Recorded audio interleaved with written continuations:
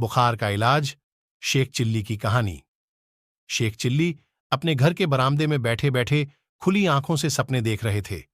उनके सपनों में एक विशालकाय पतंग उड्डी जा रही और शेख चिल्ली उसके ऊपर सवार थे।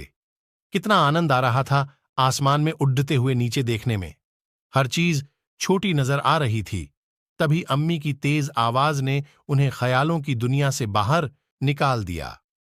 शेख चिल्ली, शेख चिल्ली, कहाँ हो तुम आया अम्मी? ख्यालों की दुनिया से निकलकर शेख चिल्ली घर के आंगन में पहुंचे। मैं सलमा आपा के घर जा रही हूं, उनकी बेटी की शादी की तैयारी कराने। शाम में आऊंगी तो तुम्हारे लिए मिठाइयां भी लेकर आऊंगी। तब तक तुम दरांती लेकर जंगल से पड्डिड्ड होसी की गाय के लिए घास काट लाना। कुछ पैसे मिल जाएंगे? जी अम्मी, शेख चिल्ली ने कहा और दरांती उठाकर जंगल जाने के लिए तैयार हो गए। सावधानी से जाना और दिन में सपने मत देखने लग जाना। दरांती को होशियारी से पकड़ धना, कहीं हाथ न कट जाए। अम्मी ने समझाते हुए कहा, आप बिल्कुल चिंता ना करें, मैं पूरी सावधानी रखूंगा।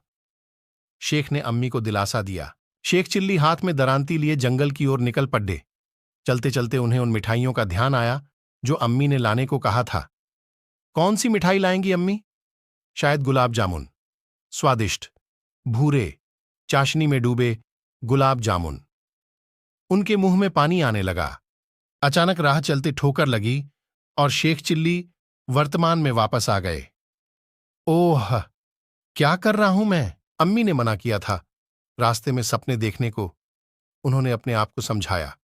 खैर, जंगल पहुंचकर दोपहर तक शेख चिल्ली ने काफी घास काट ली। उन्होंने घास का एक बड्ढा सा गट्ठर बनाया और उसे सर पर रखकर वापस आ गए। गट्ठर को उन्होंने पड्ढोसी के घर देकर पैसे ले लिए।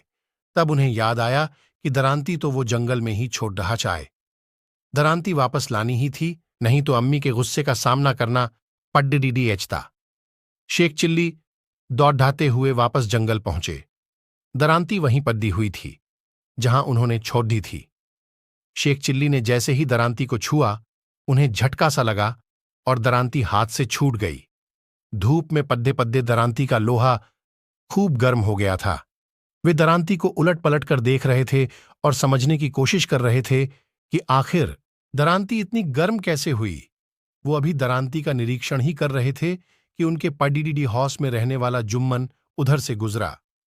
शेख चिल्ली को यूं अपनी दरांती को घूरते देखकर जुम्मन ने पूछा, क्या बात है? तुम दरांती को ऐसे क्यों घूर रही हो?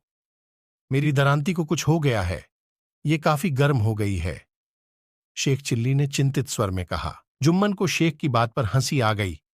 मन ही मन हंसते हुए ऊपर से गंभीर स्वर में उसने कहा, तुम्हारी दरांती को बुखार हो गया है। ओह हाँ, फिर तो इसे हकीम के पास ले जाना पड्डेढ़ेगा। शेख चिल्ली की चिंता बढ़े गई।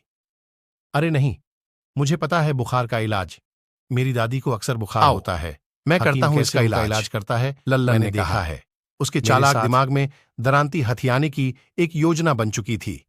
आगे आगे दरांती उठाए जुम्मन चला और उसके पीछे शेख चिल्ली चले।